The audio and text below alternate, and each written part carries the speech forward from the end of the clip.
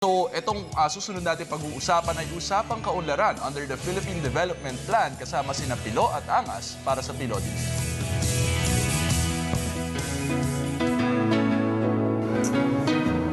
Huwag naman kasi ngayon pa kailangan i-renovate yung restaurant eh. Sayang naman kung bubuksan ko to. Ano yan? Alaga mo? Di ba may pasok ka? Kasi yung restaurant na tatrabahuhan ko, i-renovate daw ng 2 buwan. Kaya 2 buwan, din ako walang trabaho. Kung gagamitin mo yung naipon mo, kung madidelay yung pangarap mo. Plano ko sanang ipuhunan to. Magtitinda ako ng mga barbecue para may pagkakitaan naman ako. Ah! Tama! Oo, tama! Pwede kang magtrabaho sa project at itong administrasyon. Pati ba naman yung pagtitinda ng barbecue? Project pa rin ng pamahalaan. Hindi yun. Hindi yun yung tinutukoy ko, no? Oo. Ang tinutukoy ko, yung Community-Based Employment Program o CBEP. CBEP. CBEP? Yun ba yung... Di ba ano yun? Simbahan yun? Yung maraming pare? Hindi yun yun. Oh. Ito yung CBEP, isa ito sa mga programa na nasa PDP. Dito sa CBEP mo, talagang giginhawa ka. Di ba 2 months ka mawawala ng trabaho? Eh, ano ba to? Eh, nagbibigay ito ng short-term employment o panandali ang trabaho sa mga skilled workers. Ano pa? Para makasurvive kayo sa pang-araw-araw na pangangailangan. Tulad mo. O, yan. Eh, mawawalan ka ng trabaho ka mo, di ba 2 buwan? Pwede ka rito. Ganun ba? Eh, paano naman ako mabibigyan ng trabaho nitong CBEP? Ganito yun, no? Halimbawa, etong alkansyang to. Ito ang CBEP.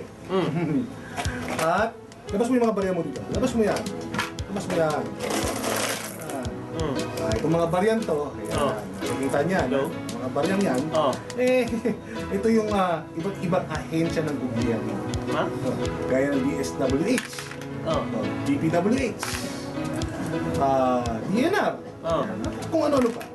Dito sa CBEP, eh, natutulungan itong mga ahensya na ito para mabigyan ng trabaho sa mga komunidad, no? At itong CBEP nga ang nabuo dahil sa pagtutulungan. Teka. Hindi ko gets.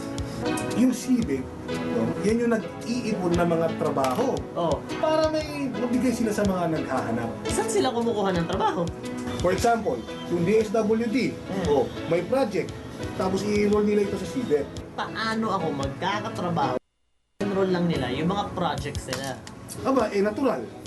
Kung magtatayo ng eskwelahan ang DepEd sa inyong komunidad, dito, kunyari, for example, siyempre kailangan nyo ng mga manggagawa na malapit sa lugar. Yun ang tinatawag na community-based program. Yung CBEP ang nag-iipon ng trabaho. Correct. Tumpak, no? Pero, inuulit mo yung sinasabi ko. Alam mo ba na marami-rami na naiipon tong CBEP? Mahigit 2.3 million na trabaho ang na-generate ng programa. At ngayong taon, itong 2013, kalahating milyon na. Kalahating milyon pa lang? Ano ka ba? Malaki na yan, no? At isa pa, no? Dadami pa ng dadami dahil patuloy na ini-enroll ng government agencies ang kanilang mga project. Kaya mas madami pa ang trabaho na pwedeng pasukan ng mga yan. O siya. Bukas, magtatanong ako sa munisipyo tungkol dyan sa CBEP na yan. Sayang din kasi kung wala akong kikitain, di ba? Tama yan. Kasi kung magkakatrabaho ka, eh talagang mararamdaman mo yung pag-asenso. Dahil siyempre, kumikita ka eh. Talagang kikita ka bago tayo magkalimutan. Akin na yan.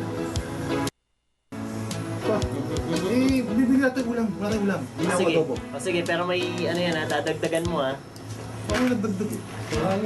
Sige na.